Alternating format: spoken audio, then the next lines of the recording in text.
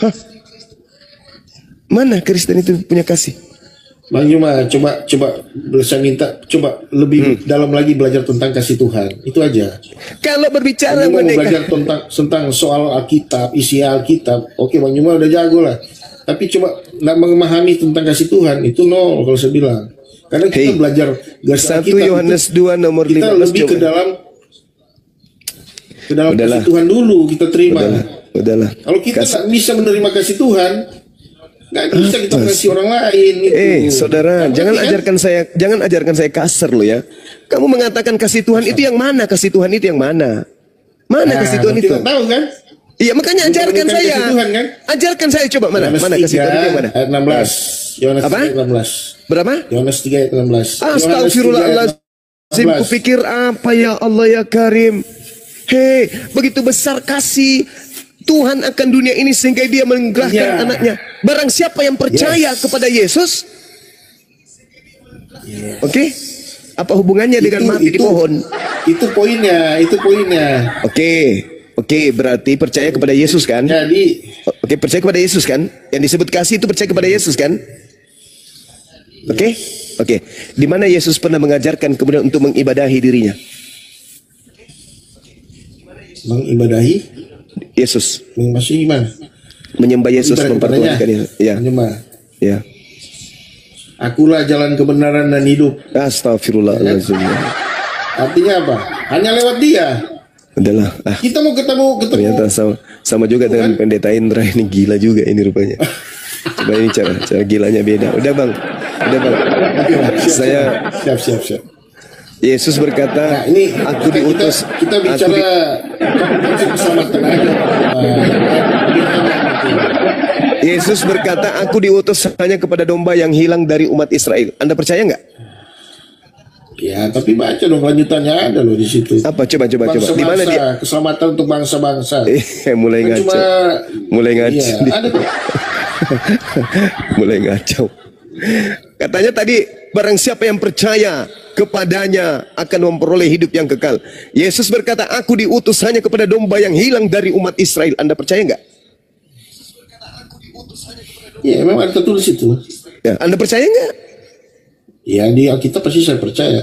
Anda Bani Israel bukan cuma Anda Bani Israel? Bukan cuma di situ. Anda Bani Israel? Itu sampai ke bangsa-bangsa. Anda Bani Israel? Ya, bukan lah. Bukan, udah. Tapi masih ada ruang. Karena ada juga Yesus yang mengatakan, pergilah ke seluruh bangsa, jadikanlah seluruh bangsa menjadi muridku. Nah, itulah Anda, itu pengikut Anda. Itulah yang Anda ikuti. Beda dengan Yesus yang harus dipercaya.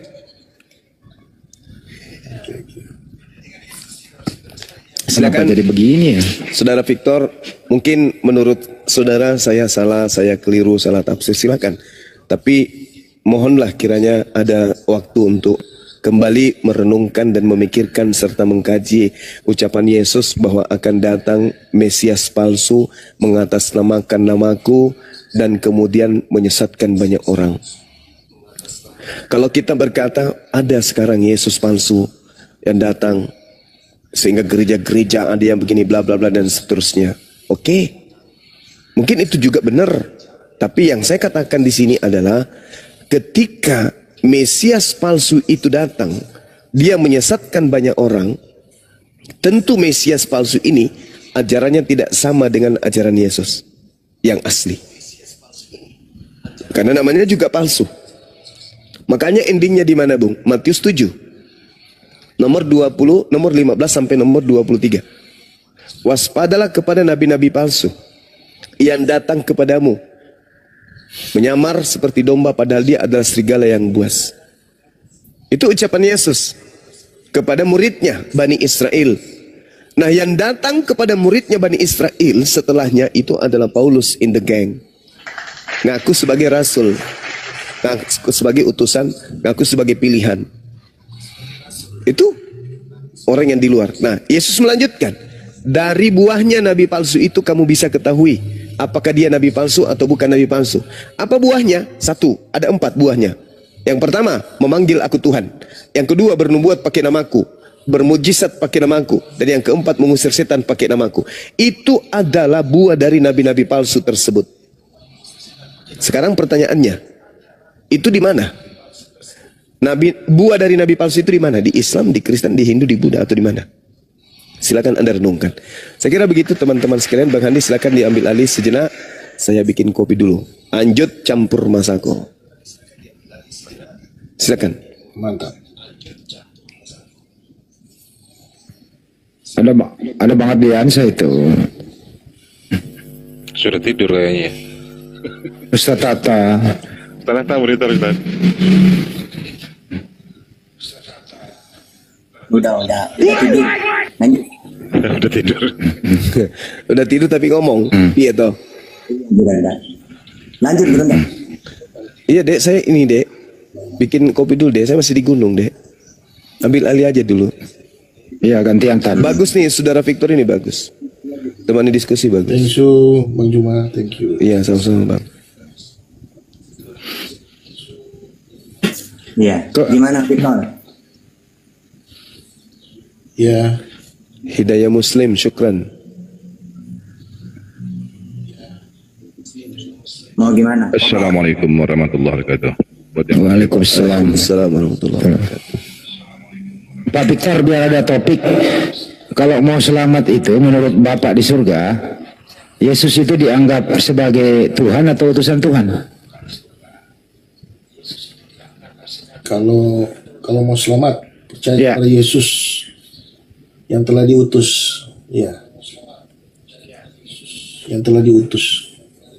Oh, berarti Yesus hanya utusan ya? Percaya kepada Yesus yang utus, ya. Jadi Yesus hanya utusan, bukan Tuhan ya? Ya sekarang gini Bang, yang bisa menyelamatkan manusia atau kita berlogika kan? Kita berlogika, oke? Yang bisa menyelamatkan manusia siapa? Adakah manusia yang bisa menyelamatkan manusia?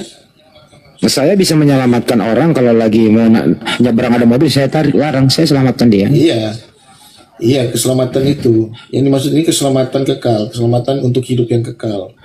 Hidup setelah kematian. Manusia nggak bisa menyelamatkan supaya kekal, yang bisa menyelamatkan itu ya sang pencipta. Iya kan, betul kan? Iya. Nah, sedangkan di situ keselamatan hanya melalui Yesus, ada kan? Jalan Berarti celaka dong Nabi Musa, nggak ada. Kalau hanya melalui Yesus, jadi kalau hanya melalui Yesus bagaimana? Entar dulu kalau hanya kan ada ayatnya kan di kita. Hanya melalui dialah jalan keselamatan itu kan? Iya. Kalau hanya melalui Yesus bagaimana dengan Nabi Musa? Artinya apa? Apakah dia manusia biasa? Iya, dengarkan dulu. Dia seperti nabi-nabi yang sebelumnya. Gantian Pak Victor. Kalau hanya melalui Yesus berarti Nabi Musa nggak selamat dong. Kita juga nggak bisa harus terlalu cepat menghakimi masalah keselamatan. Ya karena lu yang menghakimi orang karena hanya melalui Yesus saja, gimana dong? Ya kita baca sesuai tertulis kan Bang. Ya silakan Ustaz. Hanya melalui Yesus katanya. Jadi para nabi itu nggak memberi selamat. Ya udah gantian, silakan Ustaz. Males gua. Ya, karena keselamatan dari nabi-nabi sebelumnya itu terbatas, cuman pada zamannya itu. Gantian dulu, tenang. Ya oke. Nanti disanggah. Jadi kalau ajaran samawi itu gini loh ya. Keselamatan itu kan Tuhan yang menyelamatkan. Tapi karena Tuhan itu samawi, 2 Tawarikh 6:18 tidak mau turun ke dunia. Maka caranya dia menyelamatkan Yesaya 19:20. Dia mengutus seorang juru selamat. Di zamannya Musa, ya Musa yang juru selamat itu. Kan gitu. Nah, Musa berhasil menyelamatkan Israel dari Fir'aun. Berhasil dia. Terus menyelamatkan Israel supaya kekal di surga dengan cara mentuhankan Elohim Esa. Tidak kelihatan, tidak serupa, samawi langit. Berhasil. Buktinya zaman itu Israel mentuhankan Elohim di zamannya Musa itu. Berarti Musa ini berhasil dunia akhirat. Nah giliran Yesus seorang juru selamat. Yesus menyelamatkan dari penindas, Romawi atau Israel yang membangkang. Gagal Yesus ini. Secara akal gagalnya di mana? Dia dibunuh itu. Ya, menurut Kristen. Lalu di akhirat gagal lagi dia. Karena hidup yang kekal itu mentuhankan Elohim, kata Yesus. Dan mengakui Yesus sebagai utusan. Tiba-tiba oleh pengikutnya, dia yang dituhankan. Berarti gagal 2 kali. Kalau Musa berhasil dua-duanya. Gitu. Ini secara akal kayak gitu. Karena memang Nabi Muhammad berhasil dua-duanya. Pertama menyelamatkan seluruh alam ya. Pertama lewat di Arab dulu. Arab ini jahiliyah. Lalu dirubah oleh Nabi Muhammad dengan terutusnya Nabi Muhammad menjadi manusia yang sempurna. Karena sempurna ukuran Tuhan itu takwa. Inna akramakum indallah atqakum. Yang paling mulia di sisi Allah adalah takwanya. Berhasil Nabi Muhammad menjadikan orang Quraisy yang menyembah berhala menjadi menyembah Allah. Berhasil. Ya, baik dari dalam segi penindasan Romawi Persia. Ditaklukkan semua dua-duanya, berhasil berarti. Ya, dan di akhirat berhasil juga. Karena Nabi Muhammad mengenalkan kullu ummati yadkhulunal jannah illa man aba. Semua umatku pasti masuk surga kecuali yang tidak mau. Siapa yang tidak mau? Yang enggan. Barang siapa yang taat kepadaku, itulah yang mau masuk surga. Caranya, hidup yang kekal itu diberikan. Coba kalau Bang Juma itu memualafkan orang, apa yang disodorkan? Kunci surga. Asyhadu an la ilaha illallah wa asyhadu anna Muhammadur Rasulullah. Coba Yesus hukum terutama apa? Dengarlah Israel, Tuhan Allah kita, Tuhan itu Esa. Sama. Karena memang surga diciptakan supaya untuk manusia yang mentuhankan Allah. Sehingga semua para nabi pasti diberi hukum inti ini, kunci surga. Wa ma arsalna min qablika mir rasulin illa nuhi ilai annahu la ilaha illa ana fa'budun. Semua nabi-nabi atau utusan yang aku utus, semuanya pasti akan kuperintahkan mereka supaya umatnya mengenal aku satu-satunya Tuhan. Ya pantas Musa memperkenalkan Elohim, Allah. Yesus memperkenalkan Allah. Nabi Muhammad memperkenalkan Allah. Memang tujuan inti di situ. Gitu. Jadi kalau ada orang mentuhankan Yesus, gak ada datanya masuk surga, gak ada. Ya, coba cari, ada nggak? Kalau kamu ingin hidup yang kekal, tuhankanlah aku Yesus, gak ada. Yang ada, akui aku Yesus sebagai utusan. Yohanes 17:3, Yohanes 5:24, Matius 19:16, 17. Itu. Jadi mengakui Yesus sebagai utusan. Ini Bang Kaisar biasanya iklan. Mau iklan, Bang Kaisar? Iya, di bawah banyak yang mau iklan dulu, Ustaz Atta katanya. Silakan, Bang Kaisar, mau iklan. Assalamualaikum warahmatullahi wabarakatuh. Waalaikumsalam warahmatullahi wabarakatuh. Di tap-tap layar, teman-teman, jangan lupa ya. Ya, silakan. Teman-teman, ini sudah jam 00.22 waktu Indonesia Barat. Boleh dong tap-tap layarnya lebih kencang gitu, teman-teman. Dinaikkan sampai 1 M agar akun kita ini kuat dan anti report. Baik, teman-teman. Perkenalkan, aku legenda Kaisar Nero, pewarta Golgota 3.0, mewartakan berita lantang dan jago, dinobatkan sebagai Jenderal Algojo. Nubuatanku pada malam ini kepada Bang Zuma Mukminin, terang dan jelas bertuah lazim, cerdas dan jenius bertubuh salim, lisannya tajam setajam kapak Ibrahim, perkasa tangguhnya sejak dari rahim, tersohor di langit bumi sampai maritim. Bismillahirrahmanirrahim. Untuk teman-teman viewer di bawah yang sangat baik ataupun pura-pura baik, serta manusia yang beriman juga manusia yang masih mencari keimanan, saya Kaisar Juntak menyiarkan langsung di frekuensi Roh Kudus 3,1 FM Sungai Jordan. Saya sendiri Ketua Dewan Pimpinan Pewarta Bukit Golgota. Kencangkan tap-tap layarnya, sahabat di bawah, agar akun kita kuat dan anti report. Dan jangan lupa follow akun host, narasumber di atas, juga saya sendiri ya. Sekali lagi saya ingatkan untuk narasumber Tritung, Kristen, Protestan, Katolik, Wanis, penyembah knalpot Mio yang menuhankan pelak Pajero. Kalau naik komal, diskusi bawa otak dan akal, akademis dan duduk manis. Sebelum bernarasi, tampilkan dan gunakan dalil data sesuai dengan tekstual. Boleh merujuk ke teks original. Kalau ditanya konsep Tritunggal, jangan dijawab dengan kasur, guling, dan bantal.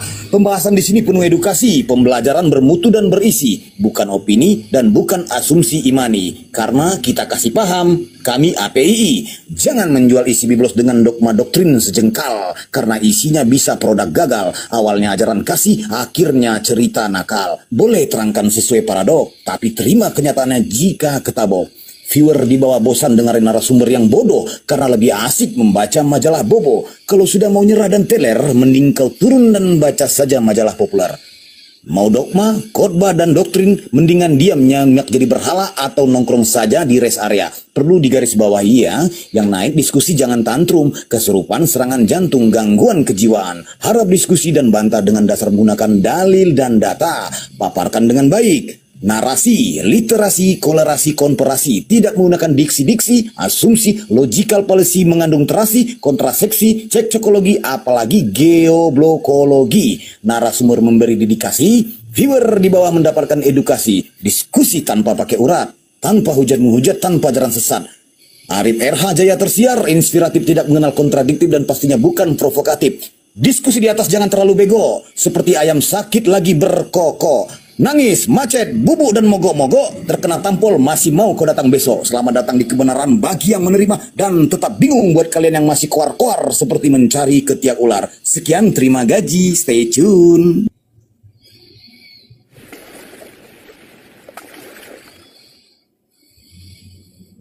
Ya, terima kasih Bang Kaisaneru, salah satu apologet Muslim yang dulunya juga penyembah manusia ini.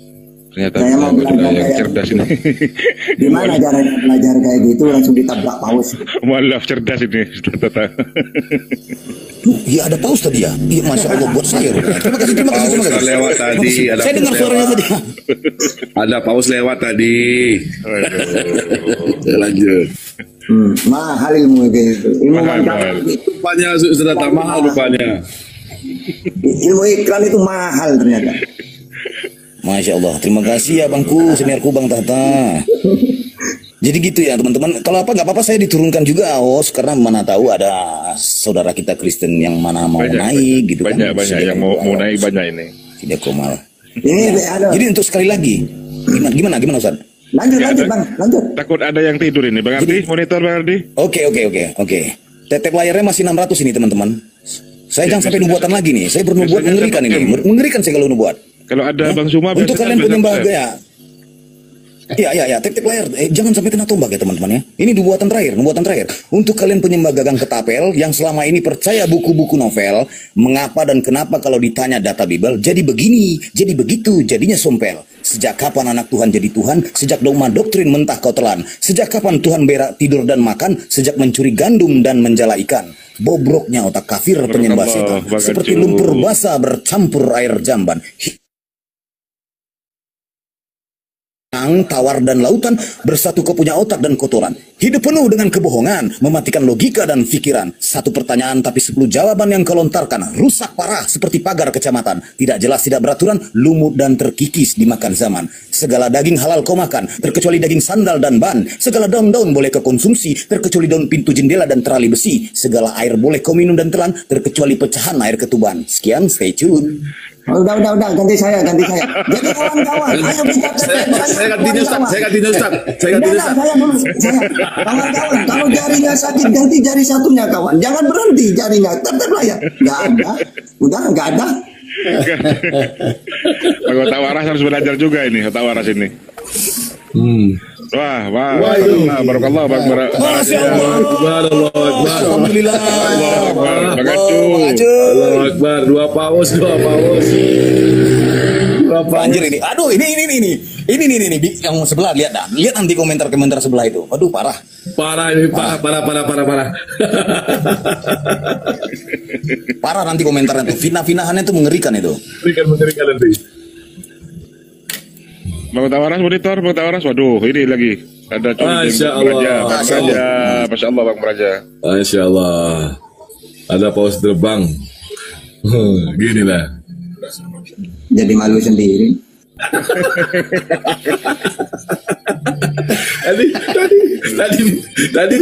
Tadi paus Ustaz Tata minta paus ya dikasih paus double pausnya lagi.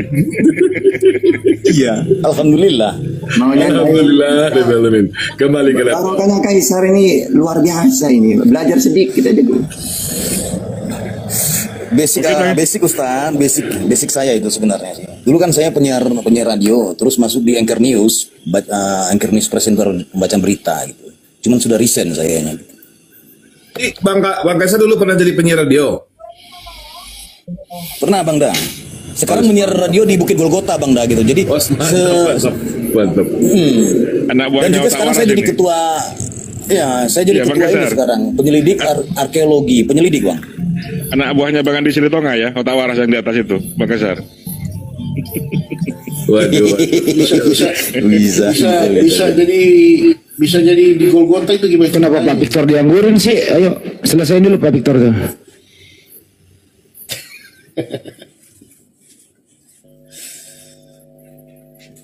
Iya. Gimana tadi Pak Victor? Gimana tadi Pak Victor? Jadi lupa saya dengar iklan tadi, jadi lupa ya. Mau lanjut konsep itu. Tapi ya tadi di apa? Itu tentang nabi-nabi yang sebelum itu kan ada Nabi Musa bilang berhasil kalau saya bilang berhasil juga nak berhasil. Terima kasih. Karena Nabi Musa kan dia nak masuk ke tanah perjanjian. Ya intinya adalah gini loh Pak Victor. Pak Victor, intinya adalah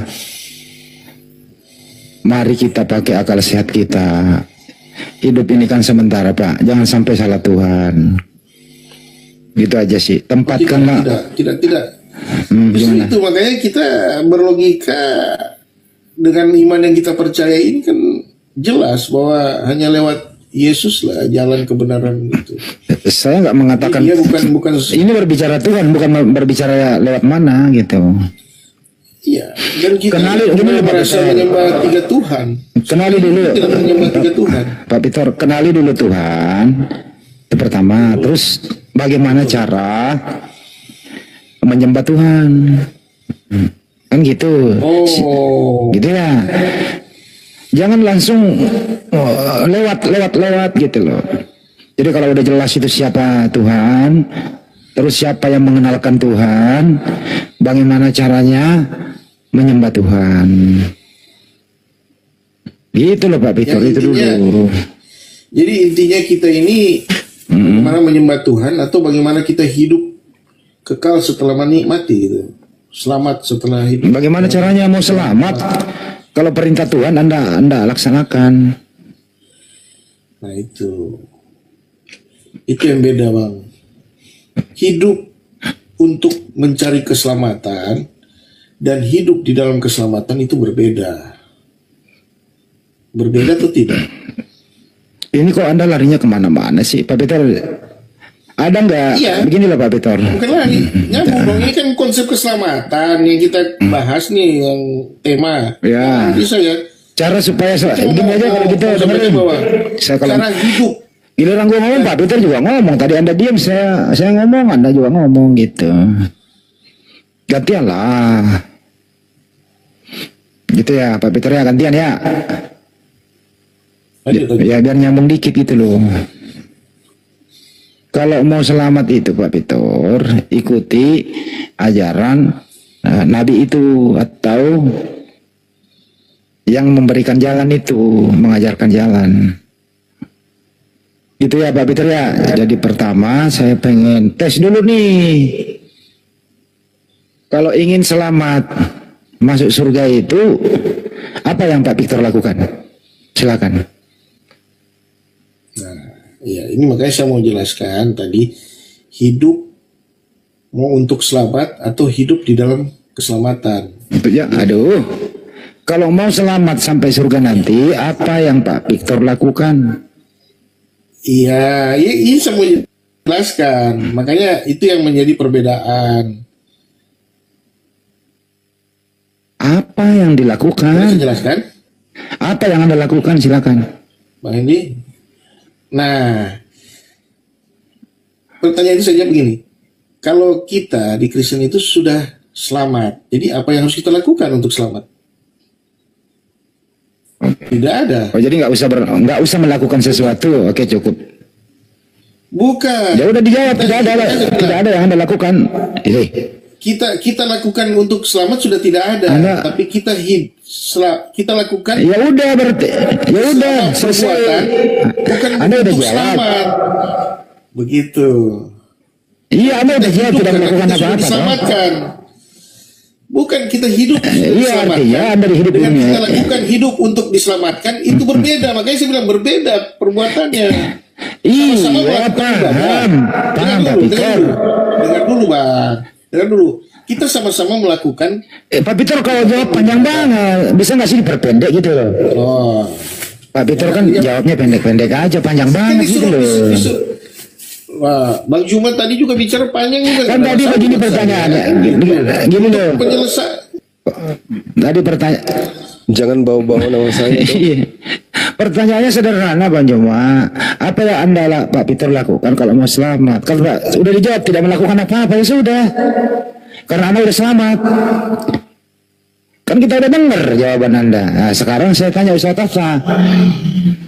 Ustaz Tata masih mendengarkan? Iya, masih. Apa yang umat muslim lakukan kalau ingin selamat masuk surga, Ustaz? Silakan.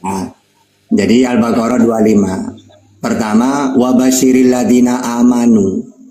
Beriman, maksudnya kepada Allah sebagai Tuhan, Nabi Muhammad utusan. Setelah beriman syahadat, sudah wa amilu solihat, melakukan amal-amal itu yang diperintahkan Rasulullah, amal-amal soleh kebaikan itu. Maka kalau sudah melakukan itu, annalahum jannatin tajri min tahtihal anhar. Bagi mereka kabar gembira itu adalah surga. Begitu. Jadi bukan hanya walaupun ajaran Yesus, hidup yang kekal, beriman kepada Allah satu-satunya dan beriman kepada Yesus sebagai utusan. Bukan hanya itu inti itu. Nah, setelah itu apa? Ya amal-amal. Kan Yesus mengajarkan ajaranku bukan dari diriku sendiri, tapi dari Allah yang mengutus aku. Yohanes 7:16. Ya ajaran itu diamalkan, dilakukan amal-amal soleh itu. Sama. Makanya wabashiril ladzina amanu wa amilu sholihat. Pertama, berilah kabar gembira kepada orang beriman. Nah, iman kita ini, iman kepada Allah. Ya, terus setelah itu lakukan amal-amal soleh, kebaikan-kebaikan. Maka apa kabar gembiranya? Jannatin tajri min tahtihal anhar, surga. Gitu. Dia jelas kalau Islam ya. Oke, lanjut. Oke. Kalau beribadah itu, Ustaz, tanpa ada perintah, melakukan sebebas-bebasnya karena udah dijamin selamat, boleh nggak sih buat ibadah itu tanpa ada perintahnya? Ibadah yang bernilai itu yang diperintah Tuhan. Ada Bang Handi baik, melakukan kebaikan, tapi kebaikan itu ada datanya, Quran hadis. Ini yang bernilai. Ada orang baik tidak punya data. Kenapa kamu baik? Ya pokoknya baik udah. Sama-sama perbuatan baik, tapi yang satu perintah Tuhan ada nilai. Ya, yang satu ibadah tidak ada perintah. Ya gak ada nilainya. Nah, Nabi Muhammad menerima perintah misalnya sholat, hakimi sholat, kerjakanlah sholat. Gak hanya perintah doang, dipraktekkan oleh Rasulullah. Gini loh caranya. Sallu kama ra'aitumuni usolli. Sholatlah kamu sebagaimana kamu melihat aku sholat, dipraktekkan. Ada ruku, sujud, duduk, berdiri lagi. Nah, kalau Kristen kan nggak dikasih tahu. Akhirnya mereka joget-joget di gereja. Tidak dikasih tahu sama Yesus bagaimana caranya. Pokoknya Yesus mengatakan cuma menegur doang. Kamu menyembah apa yang tidak kamu kenal. Kami termasuk Yesus menyembah apa yang kami kenal. Tidak dijelasin bagaimana caranya menyembah. Kalau Islam diberitahu, lihatlah aku sholat. Nabi sholat. Oh berarti Nabi sholat ada ruku, sujud. Kita ikutin. Terus bagaimana caranya kalau Tuhan itu tidak kelihatan? Maka kata Rasulullah, anta budallah ka'annaka tarahu wa illam yakun tarahu fa innahu yara. Beribadahlah kepada Allah seakan-akan kau melihatnya, seakan-akan kau berhadapan dengan dia. Akhirnya sholat itu memuji Allah. Alhamdulillahirabbil alamin. Segala puji bagi Allah, Tuhan semesta alam. Jadi gerakan ada, mulut mengatakan, hati melihat maknanya. Gitu. Jadi jelas gitu. Oke, saya nanya ke Pak Peter. Pak Peter masih monitor, itu jawaban Ustaz Tata enak kan didengar gitu. Nah kalau Kristen ini beribadah Pak Peter, apakah ada perintahnya Kristen beribadah? Kalau tidak ada perintahnya, apakah ibadah itu menjamin Anda masuk surga? Silakan. Kalau beribadah itu ada perintahnya, biar kita satu sama lain saling ini kan berkumpul seiman ada. Tapi bukan artinya dengan beribadah kita memperoleh keselamatan kekal. Kalau keselamatan kekal itu bukan dengan karena kita beribadah, masuk gereja, beri perpuluhan, beri ini. Itu sama kayak kita mau nyogok masuk surga, kan enggak. Kita surga itu sudah jelas Yesus jalan. Dan untuk kita hidup di bumi, kita hendaklah engkau saling mengasihi satu dengan yang lain, saling mengasihi. Itu perintah. Perintah itu yang Tuhan Yesus sampaikan. Nah, jadi pasal keselamatan jelas. Jadi menurut Pak, perbuatan kita yang untuk menyelamatkan. Jadi menurut Pak Peter, ibadah tidak ibadah udah dijamin masuk surga gitu ya? Iya, keselamatan itu bukan perbuatan kita, Bang. Okay. Keselamatan itu perbuatan Yesus di kayu salib. Itu yang membedakan. Itu yang membedakan. Oke, cukup. Bukan perbuatan-perbuatan kita yang baik. Perbuatan kita yang baik ini untuk sesama. Ya cukup. Jadi lihat orang. Untuk apa? Cukup. Untuk biar Tuhan dipermuliakan, Bapa surga dipermuliakan. Oke, cukup. Jadi Ustaz Tata, jadi mereka ini mau ibadah mau tidak ibadah dijamin sudah masuk surga karena Yesus sudah menyajikannya di tiang salib. Itu silakan Ustaz ditanggapi. Ya. Ajaran jangan cuma kasih doang, kasihilah Tuhan Allahmu, tapi gak tahu caranya. Kasih itu apa kalau dalam Islam? Takwa. Ya Yohanes ittaqullah. Maksudnya apa? Melakukan perintah, menjauhi larangan. Itu kasih. Sama seperti di Bible. Ulangan 11 ayat 2. Apa itu kasih? Haruslah engkau mengasihi Tuhan Allahmu dengan melakukan kewajibanmu terhadap Dia. Nah sekarang kamu kasih kepada Tuhan tidak melakukan kewajiban, ya bukan kasih namanya. Mana kasih di dalam Al-Quran dan di dalam Bible. Ya sama, melakukan perintahnya. Jadi kalian ini cuma modal doang, cuma kasih-kasih, tidak tahu caranya mengasihi gimana gitu. Jadi kalau pergi gereja di hari Minggu ada perintahnya nggak, Pak Peter? Ini kita itu bukan modal kasih-kasih, tapi justru kita belajar dari kasih Tuhan. Makanya saya bilang kita nggak bisa mengasihi kalau kita tidak menerima kasih itu. Kita nggak akan bisa mengasihi dengan benar orang sesama kalau kita nggak menerima dulu kasih itu. Makanya kita harus terima dulu kasih Tuhan itu. Kita harus sadar Tuhan itu begitu mengasihi kita, sehingga kita tahu ternyata.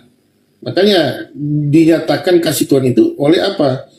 Keselamatan yang Tuhan kasih dengan cuma-cuma. Tanpa perbuatan kita, tanpa kita berbuat baik, Tuhan mengasihi kita terlebih dahulu. Makanya Dialah yang telah mengasihi kita terlebih dahulu, bukan kita yang mengasihi Tuhan. Tuhan yang mengasihi kita. Kemudian barulah kita terima kasih itu dan kita bisa mengasihi sesama. Makanya bilang berbuatlah itu sama seperti berbuat untuk Tuhan. Artinya kita mengasihi sesama, kita mengasihi Tuhan. Begitu. Pak Peter. Pak Peter, membunuh orang di tiang salib itu ajaran kasih atau ajaran keji, Pak? Aduh, ini bicara lain lagi ya, membunuh ya. Ya kan itu yang menjamin keselamatan Anda di tiang salib. Pertanyaannya, membunuh orang di tiang salib itu ajaran kasih atau ajaran keji? Silakan. Ini bukan masalah, ini bicara pengorbanan kalau di salib itu. Enggak, saya tanya itu ajaran kasih atau ajaran keji, Pak? Itulah kasih Tuhan. Kalau dia tidak mati di kayu salib, nanti kita akan terus berusaha melakukan keselamatan, mencoba untuk berusaha untuk selamat. Bisa nggak sih Pak Peter menjawab kalau ditanya dikit? Pembunuhan manusia di tiang salib itu, pembunuhan itu ajaran kasih atau ajaran keji, Pak? Gini aja Bang Hendy menanyakan ini untuk arahnya kemana? Itu aja ya. Lebih enak Bang Hendy jelasin aja maksudnya apa. Nggak usah nanya lagi ke saya. Kan tadi Anda mengatakan Anda tidak perlu apa-apa lagi karena udah diselamatkan. Iya. Dengerin dulu Bang, dengerin dulu. Anda sudah diselamatkan oleh matinya Yesus di tiang salib. Ya itu yang Anda anggap. Dengerin dulu. Untuk keselamatan. Entar dulu, itu yang Anda anggap menyelamatkan Anda karena sudah percaya Yesus mati di tiang salib. Makanya saya tanya, ajaran salib itu, membunuh orang di tiang salib, itu ajaran kasih apa ajaran keji, Pak? Silakan. Membunuh. Emangnya ada mengajarkan membunuh? Tidak ada. Nah yang mati di tiang salib siapa? Membunuh. Yang mati di tiang salib siapa? Siapa? Yang membunuh siapa? Wah, Anda nggak tahu yang membunuh Tuhanmu di tiang salib? Ya, saya nanya ke Bang Hendy, siapa yang membunuh? Yang membunuh ya bukan binatang, Pak. Yang membunuh manusia bersifat binatang yang dirasuki oleh iblis. Pelakunya adalah Nabi Romawi, Pak. Ya sudah kan? Ya, berarti bukan ajaran kasih begitu. Kita disuruh tidak dilarang membunuh aja membunuh kan? Terus, jadi Anda menyetujui pembunuhan itu? Bukan menyetujui, itu suatu cerita yang ya dari situlah kita bisa paham tentang kasih Tuhan. Nah itu berarti ajaran kasih pembunuhan itu, tak? Nggak ada bilang pengajaran kasih itu membunuh. Nah itu buktinya pembunuhan itu Anda anggap ajaran kasih kok. Ini Pak Peter. Nyawanya untuk buktinya, Pak Peter, buktinya. Bukan pembunuhnya, bukan pembunuhan yang kita maksud kasih. Tapi kan terbunuh, Pak. Ya bukan Tuhan yang membunuh itu aja, jelas-jelas iblis. Jadi kasih itu yaitu memberikan dirinya. Ya kan, untuk kalau begitu saya persingkat sebelum ke Ustaz Tonton saya persingkat. Apakah Anda itu? Kalau gitu saya persingkat, Pak. Apakah tujuannya Yesus mati di tiang salib? Apa tujuannya, Pak? Silakan. Tujuannya untuk menebus dosa manusia. Ya, ajaran kasih toh. Ya, menebus dosa manusia itu kasih. Nah iya, jadi pembunuhan untuk Kristen. Membunuh. Emang Yesus bunuh diri, Pak, nggak dibunuh? Jangan jadi belajar yang negatif. Ini namanya itu mau yang benar, mau ada pelajaran benar, tapi yang belajarnya sesat-sesat aja. Itu yang salah. Makanya belajar itu yang benar, jangan belajar yang sesat-sesat. Kan jelas, Pak. Yesus itu dibunuh, Pak. Yesus itu dibunuh, Pak. Ya, dibunuh, tapi bukan pembunuhannya itu yang dibenarkan. Yang dibenarkan itu dia mati di kayu salib untuk menebus dosa. Ya kalau nggak dibunuh nggak mati, bukan pembunuhan itu yang dibenarkan. Ini terbalik cara berpikirnya. Oh, jadi Anda menyangkal pembunuhan yang dibenarkan, akhirnya iblis yang dibenarkan, berarti Anda memuliakan iblis. Jadi Pak Peter, jadi Anda menyangkal Yesus mati di tiang salib. Loh. Kok saya menyangkal? Saya percaya itu kok saya menyangkal. Ya kalau percaya berarti percaya kepada iblis. Ya percayalah karena iblis pelakunya. Itu dia. Ya iblis pelakunya, Pak. Makanya sudah jelas, Anda pengikut iblis karena meninggikan iblis di sini. Kalau begitu saya tanya sederhana, siapa yang menghendaki Yesus mati di tiang salib? Anda pengikut iblis atau pengikut Tuhan? Dengerin dulu, Pak Peter, pertanyaannya dengerin ya. Siapa yang menghendaki Yesus mati di tiang salib? A. Bapak, B. Iblis.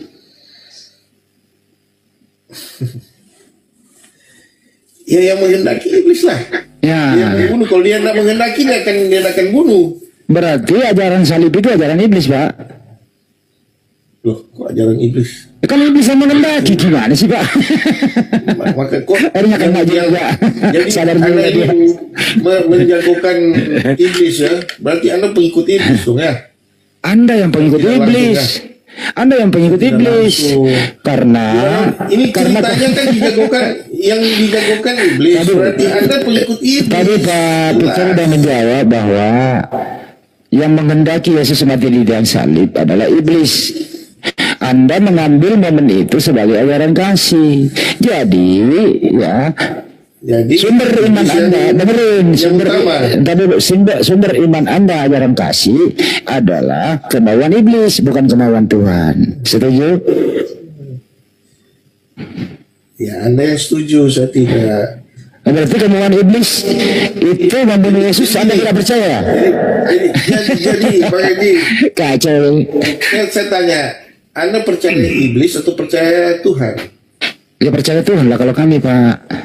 Ya udah, jangan dengar kata iblis dong kalau gitu. Terus kehendak siapa ya Yesus mati di tiang salib? Kehendak iblis atau kehendak Bapa? Pembunuhan itu semua, namanya pembunuhan itu iblis. Iblis yang lakukan. Oke. Ya.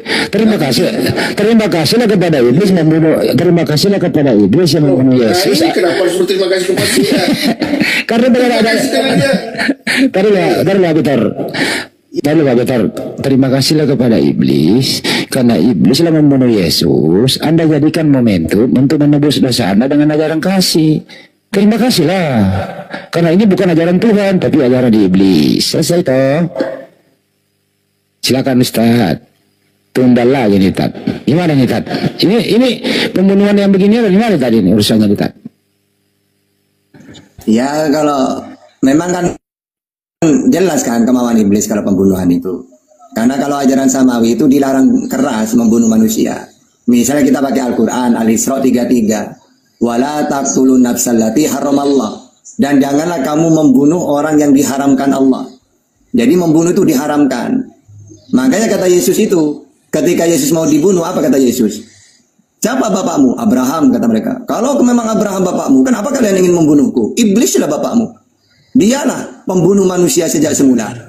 Nah, jadi benar itu kemauan iblis. Ya, betul. Nah iya, itu di dalam Yohanes itu iblis. 44. Ya makanya. Jadi penebusan siapa? Saya tanya Ustaz. Yang nebus dosa siapa? Iblis atau Yesus? Ya gak ada hubungannya dengan penebusan itu. Memang gini loh. Gini loh Bang. Di dalam di dalam Wahyu 16 ayat 6, memang orang Israel itu suka membunuh para nabi. Nabi yang mereka tolak dibunuh, bukan hanya Yesus. Zakaria dibunuh, Yohanes itu juga dibunuh. Makanya di dalam Wahyu 16 itu kalian pembunuh para nabi. Makanya kata Yesus, beginilah seorang nabi diterima di mana-mana kecuali tempat tinggalnya. Markus 6 ayat 4. Ini beneran. Saya contohkan Nabi Muhammad ya. Nabi Muhammad itu di tempat tinggalnya tidak diterima dia di Quraisy itu. Hijrah ke Madinah, diterima. Memang gitulah nasibnya para nabi, ditolak pasti. Nah caranya menolak kadang-kadang diusir, kadang-kadang dibunuh. Jadi andaikan Yesus benar-benar mati, ya tidak masalah, wong dia nabi memang. Yang mana nabi ini incaran para orang-orang kafir. Cuma bedanya kalian, Yesus mati menebus dosa. Ya tidak ada hubungannya. Bagaimana dengan nabi-nabi yang lain yang mereka bunuh? Apa alasannya? Apakah menebus dosa juga nabi-nabi yang lain itu? Kata Yesus, kalian pembunuh para nabi.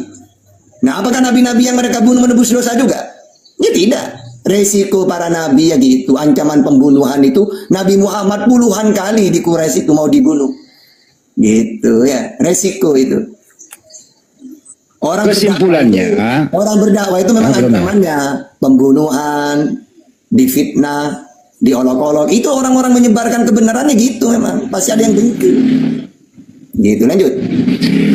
Kesimpulannya adalah iblis yang membunuh Yesus dimanfaatkan oleh Kristen dengan imannya untuk menebus dosa mereka. Saya ulang ya. Iblis yang membunuh Yesus dimanfaatkan oleh Pak Victor dan kawan-kawan landasan iman untuk menebus dosa. Artinya dengan jasanya iblis membunuh Yesus, Pak Victor menjadi Kristen, ajaran kasihnya ditebus dosanya di tiang salib. Begitu Pak Victor, setuju apa tidak setuju? Setuju aja deh. Udah lama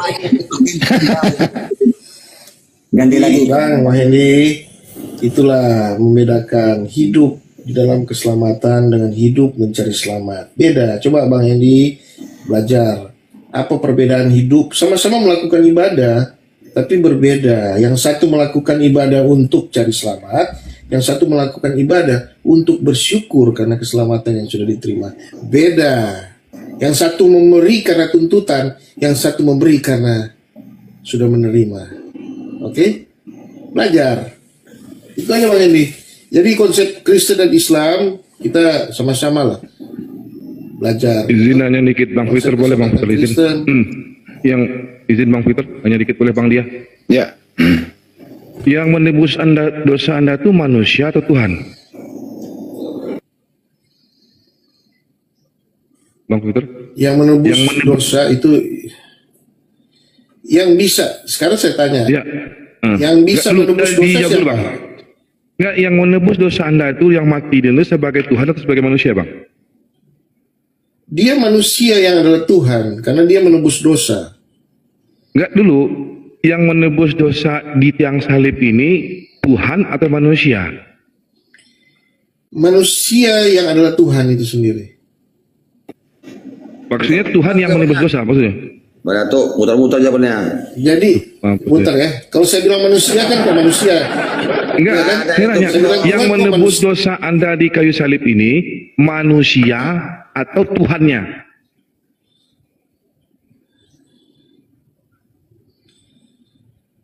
Yesus ini kan manusia yang dari Jadi manusia yang menebus dosa Anda? Dia adalah Tuhan. Enggak, berarti yang menebus dosa Anda manusia.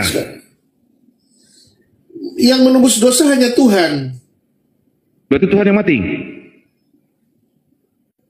Manusianya yang mati, tapi bangkit kembali. Berarti kalau manusianya mati, yang menebus dosa Anda manusianya? Perbuatan kematian di kayu salib itu enggak, yang mati di kayu salib ini, yang mati di kayu salib ini manusia atau Tuhan? Manusia. Tuhan nggak bisa mati, Bang. Manusia. Oke, manusia. Berarti yang menebus dosa Anda di kayu salib ini manusia. Dia tidak mati. Mati, Bang. 1 Korintus 11:26. Manusia, jadi manusia yang menebus dosa Anda. Manusianya yang berarti mati. manusianya mati. Berarti dosa Anda ditebus oleh manusia itu ya. Gini bang. Ini kan ada dua pilihan ini. Yang menebus dosa Kristen ini manusia atau Tuhannya yang mati di kayu salib ini? Gini. Manusia beda. Yang menebus dosa manusia pastinya ialah Tuhan, ya kan? Kenapa Tuhan? Hanya berarti Tuhan yang mati di kayu salib ini Tuhan. Berarti yang mati di kayu salib ini Tuhan. Manusianya. Maksudnya Tuhan tadi gimana sih bang? Berarti dua-duanya mati, Tuhannya mati, manusianya mati gitu.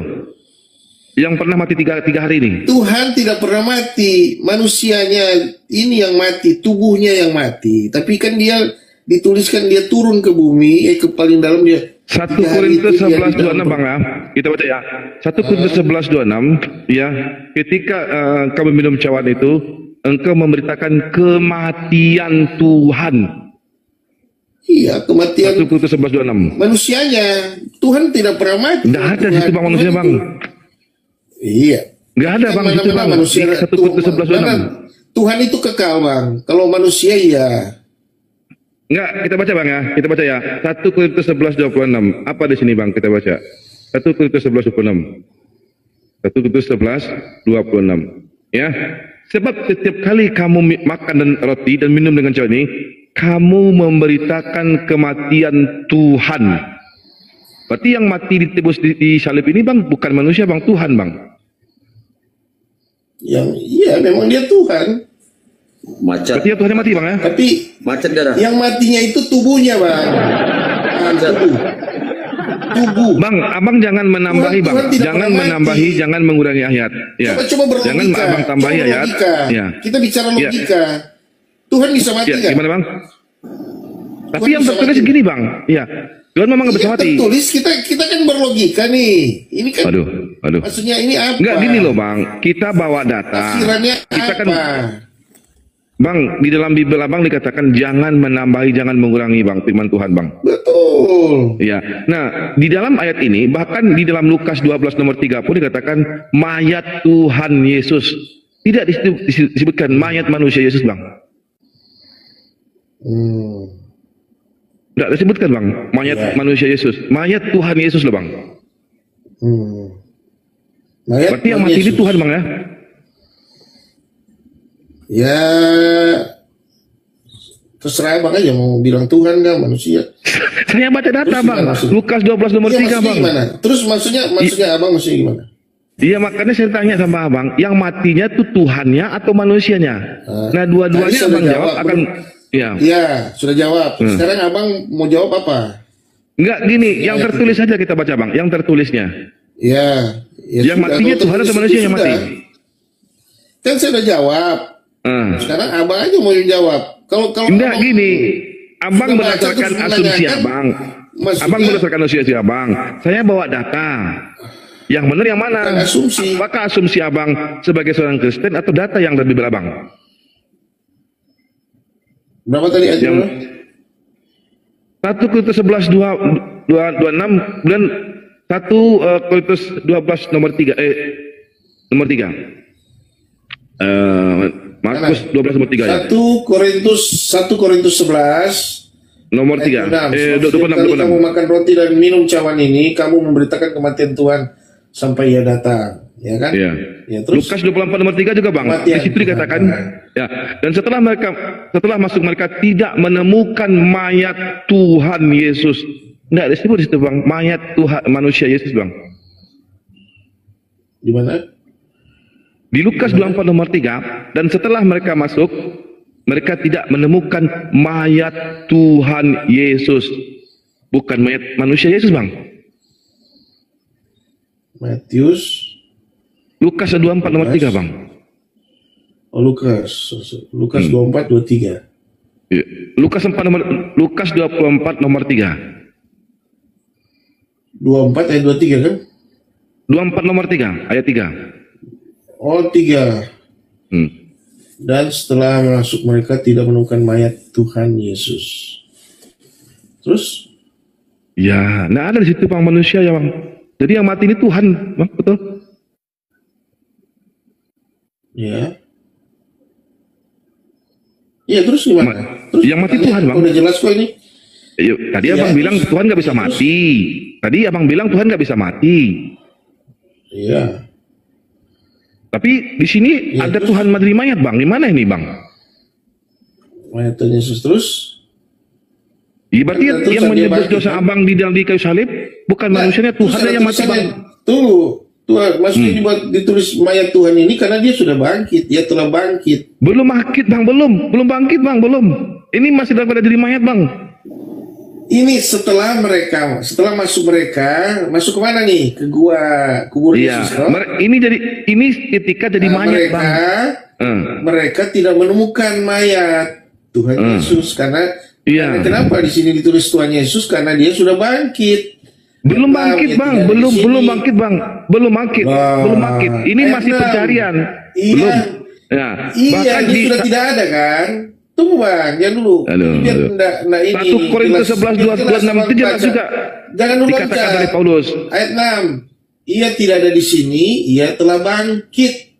Nah, abang percaya nggak? Iya, dia bangkit. Iya. Ditulis di sini. Enggak, waktu dia kan 3 hari bang. 3 hari kan dia jadi mayat, betul bang?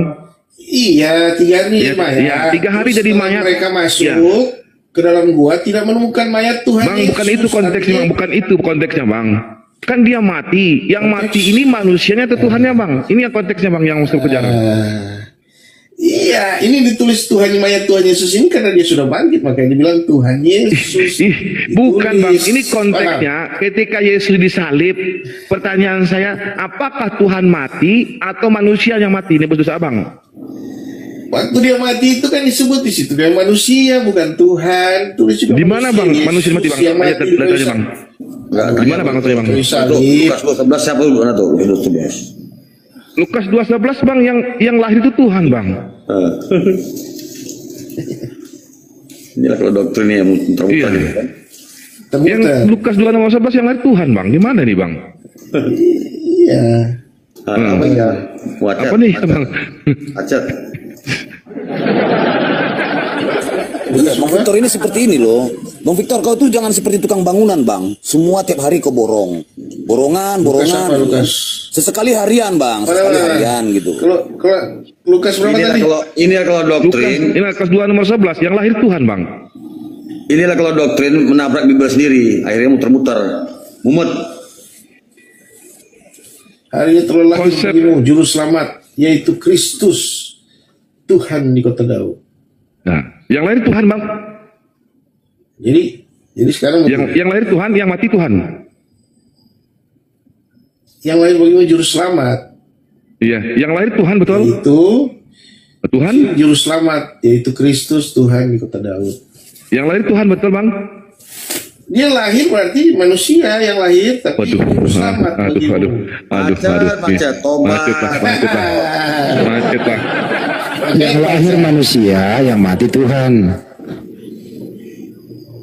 Lanjut. Tadi kan udah jelas tadi kan? Udah jelas tadi kan dia bangkit. Bang. Yesus bangkit. Dengar bang ya. Bang. Dengar ya. Ya. Inilah akibat konsep manusia dijadikan Tuhan. Abang bingung sendiri menjawab. Bukan. Karena dia menyelamatkan kita, makanya kita bukan masalah menyelamatkan Tuhan. Konsep abang. Manusia yang bisa menyelamatkan manusia. Bukan. Nah, makanya saya tanya sama abang. Yang mati di kayu salib itu Tuhan atau manusia? Gak usah nanyanya itu bolak-balik. Enggak, abang nggak bisa jawab. Nggak bisa jawab, serius. Yang mati di kayu salib itu Tuhan atau manusia? Saya bilang manusianya yang mati. Manusianya yang mati. Jadi yang nebus dosa abang manusia. Tadi abang bilang itu. Enggak, tunggu dulu. Tuhan. Yang nebus dosa abang manusia. Tuhan. Dengar dulu bang. Yang menebus dosa abang di kayu salib manusia. Ini ajaran dewa Molok bang. Siapa bilang? Aduh. Dewa Molok itu menebus dosa dengan darah manusia bang. Ini ajaran dewa Molok bang. Nggak ada Tuhan meminta darah manusia sebagai penebus dosa, nggak ada. Itu cuma ajaran dewa Molok. Dan Yesus pun nggak pernah ngajarin dosa waris kok. Ya, nggak ada bang. Yesus mengajarkan penebusan dosa manusia dengan meminta darah manusia, nggak ada. Yesus bilang bang. Karena Yesus itu dalam Matius 8 nomor 4, Yesus meminta persembahan yang dilakukan oleh Musa, Imamat 1 nomor 2. Itu loh bang. Janganlah bang, nipu-nipu dengan ayat Bible sendiri. Jangan ketawa, Victor. Bukan, abang, saya nggak merasa tertipu dan menipu orang. Saya kamu baca Matius 9 itu. Kok iman kita kok dibilang nipu? Enggak gini, kita masalah iman bang. Abang mau sembah siapapun itu bukan. Abang percaya, abang mau mutar balikan isi Alkitab itu terserah. Cuman kalau masalah iman, saya bukan mau menipu abang. Enggak, kalau masalah iman, enggak. Dengan pernyataan-pernyataan tidak benar itu.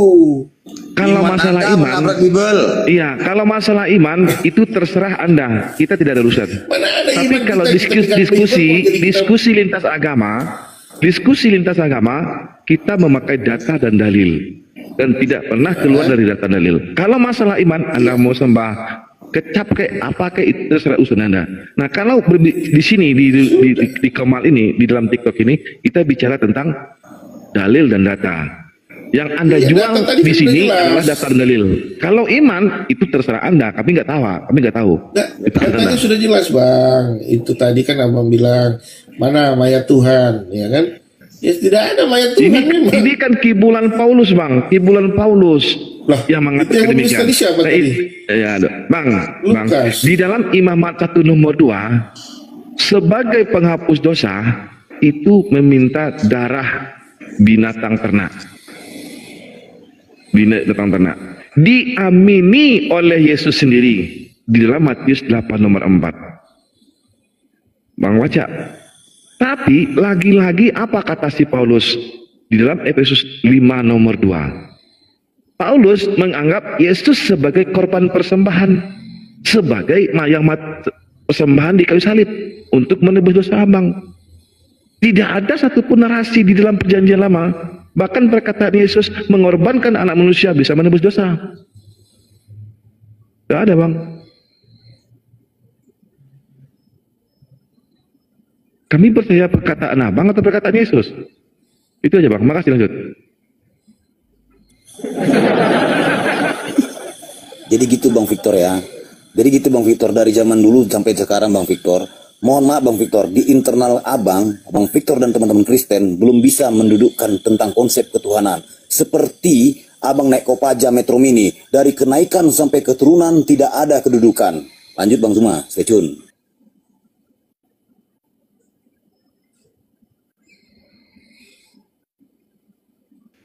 Ya disinilah kesalahan orang Kristen ini ya.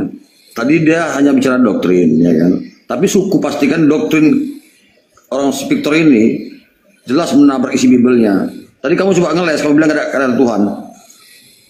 Kan cukup banyak ya kata Tuhan di Bibel Anda itu. Sebenarnya bukan Tuhan itu, tapi Tuhan yang kemudian dirubah ilahi menjadi Tuhan. Makanya banyak yang tersesat ini ya. Jadi kita berbohong kalau bilang itu bukan Tuhan. Ya imani itu. Ya kita cuma percaya karena dia menyelamatkan. Dia menyelamatkan kita. Jadi kita percaya hanya Tuhan yang bisa menyelamatkan manusia. Perbuatan Tuhan yang bisa menyelamatkan kita, bukan perbuatan kita.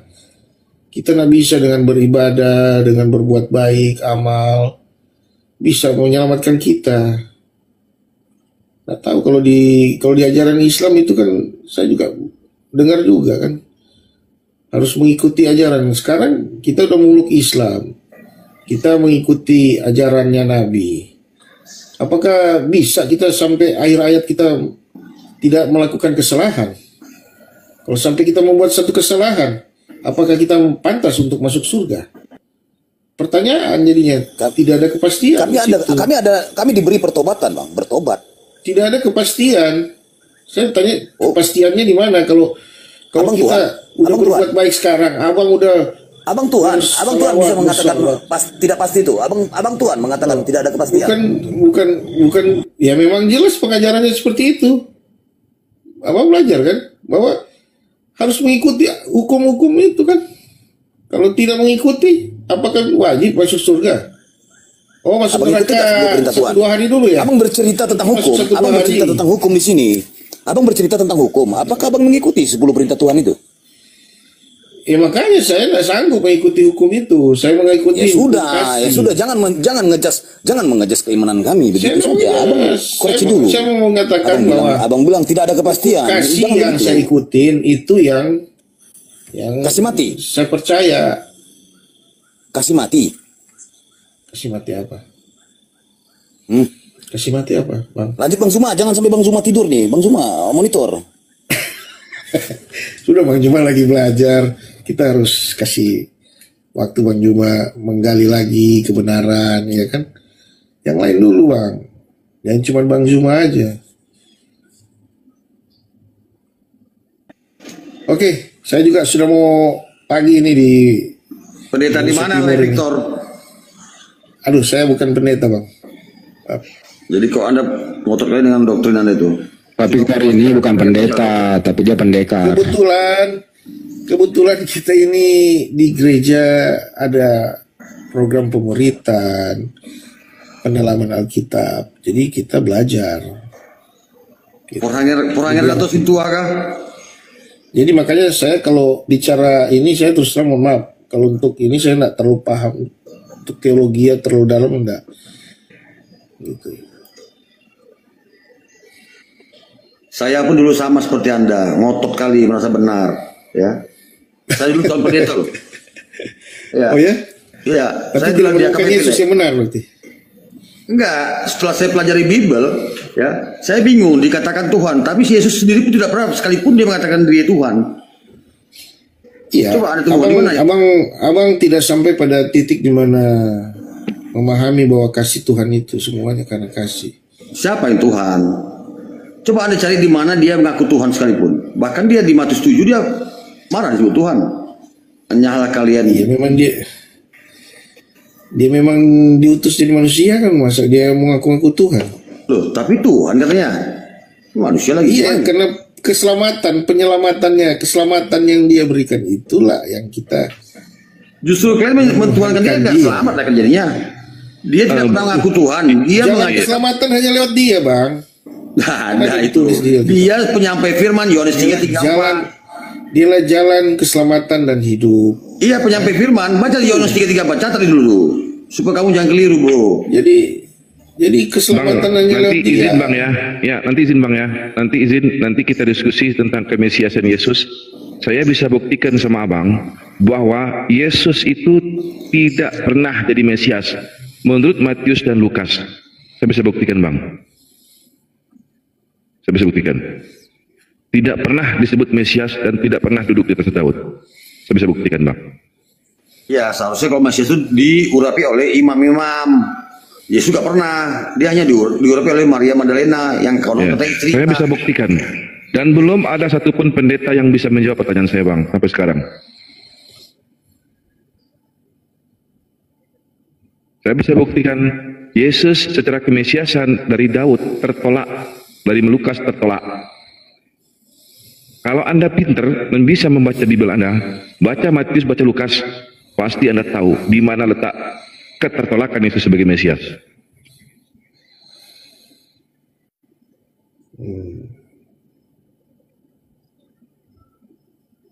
Ya, boleh coba saya ingin tahu juga itu. Sekarang, Bang. Sekarang. Sekarang. Ini Sudah jam 2. Nanti kalau abang ada waktu lain kali kita buktikan. Saya bisa buktikan. Atau coba abang coba garis besar aja coba. Bisa coba menjelaskan. Oke. Cuma pingin dengar. Abang baca di Matius 1 nomor 11, coba baca bang. Sebentar ya. Matius 1 nomor 11. 1:11. Ya, Yosia memperanakan Yekonia dan saudara-saudaranya pada waktu pembuangan ke Babel. Sesudah benarkah ke Babel, bapaknya Yekonia itu bernama Yosia, bang? Oh, ya saya nggak belajar sampai sana. Terus kenapa? Ini menurut Matius bapaknya Yekonia bernama Yosia. Betul atau salah, bang? Iya. Betul. Yosia memperanakan Yekonia. Ya, terus? Berarti bapaknya Yekonia adalah Yosia, betul bang? Yosia, ya. Betul ya? Berarti bapaknya Yekonia adalah Yosia. Nah, ini Gabriel bang, salah bang. Ini salah besar. Ya, terus? Abang buka di 1 Tawarik 3 nomor 15-16. Siapa bapak Yekonia? 1 Tawarik 3 15-16. 15. Iya. Anak-anak Yosia, anak sulungnya Yohanan, yang kedua Yoyakim, yang ketiga Sedekia, dan yang keempat Salum. Iya. Mana di situ Yekonia bang? Yoyakim ialah keturunan Yoyakim. Iya, ialah Yekonia. Berarti bapaknya Yekonia ini Yoyakim atau Yosia bang? Ya, Yosia cucunya berarti ya. Cucunya. Kenapa Matius menghilangkan Yoyakim bang? Kita tidak paham tuh. Maksudnya apa? Kenapa? Ya itulah bang. Itulah. Iya, kalau abang tahu. Aduh. Abang tahu kenapa? Saya bukan ngajar bang ya. Saya bukan ngajarin. Tapi saya udah pelajari tentang silsilah Yesus. Kemesiasan Yesus dari Matius. Kenapa Yosia langsung ke Yekonia? Kenapa? Ya, kenapa Yosia langsung ke Yekonia? Kenapa tidak Yoyakim? Gitu. Nah itu. Tahu nggak? Kenapa bang? Andai dimasukkan Yoyakim, abang kan belajar. Abang kan bahas ini, jadi abang berarti belajar. Abang lebih tahu. Iya. Nah, kenapa Yoyakim dihilangkan oleh Matius? Iya, nggak tahu. Aduh. Saya nggak tahu. Abang di Balabang nggak pernah banget tahu. Ya. Kenapa Yoyakim? Andai nama Yoyakim dimasukkan, bang. Andai nama Yoyakim dimasukkan dalam silsilah dari Matius ini, maka akan terbuka belang bahwa kemesiasan Yesus secara terbuka terang benderang tertolak sebagai Mesias. Makanya Matius menghilangkan nama Yoyakim. Alasannya? Mau tahu bang alasannya? Bang baca di Yeremia 36:30. Yeremia 36:30. Tuh. Yeremia 36:30. Sebab beginilah firman Tuhan tentang Yoyakim, Raja Yehuda. Ia tidak akan mempunyai keturunan yang akan duduk di atas tahta Daud, dan mayatnya akan tercampak sehingga kena panas di waktu siang dan kena dingin di waktu malam. Oh iya, benar ini alasan. Benar. Makanya ya, Lukas 1 nomor 32 kalau dimasukkan Matius kalau dimasukkan Matius 1 nomor 11 ini Yoyakim, Lukas 1:32 tertolak. Betul bang? Iya, makanya dia langsung tidak diakui kan oleh Lukas. Iya. Makanya Lukas tidak pernah masukkan nama. Ya, makanya Lukas mengambil daripada silsilah yang lain. Tapi silsilah Lukas malah lebih gabrol bang. Hancur lebur, Lukas malah lebih hancur lebur.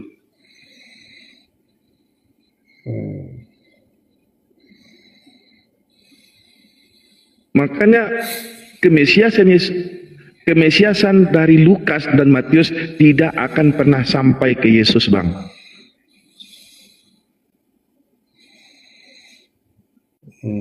Gini aja tuh, kenapa Yoyakim dihilangkan gitu aja? Ya udah kasih tahu.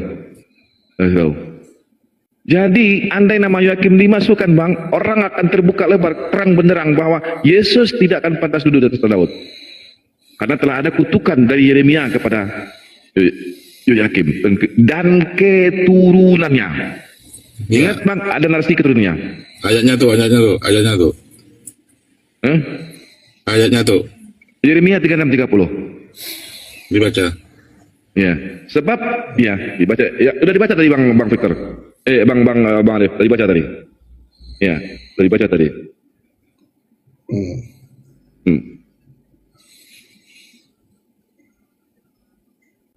Ya. Yang dikutuk itu tuh. Iya, dikutuk ya. Beginilah firman Tuhan tentang Yoyakim, Raja Yehuda. Ia tidak akan mempunyai keturunan yang akan duduk di atas tahta Daud. Nubuatan Lukas 1 nomor 32 tertolak. Mau di mana lagi Bang? Mau Lukas? Gabrul.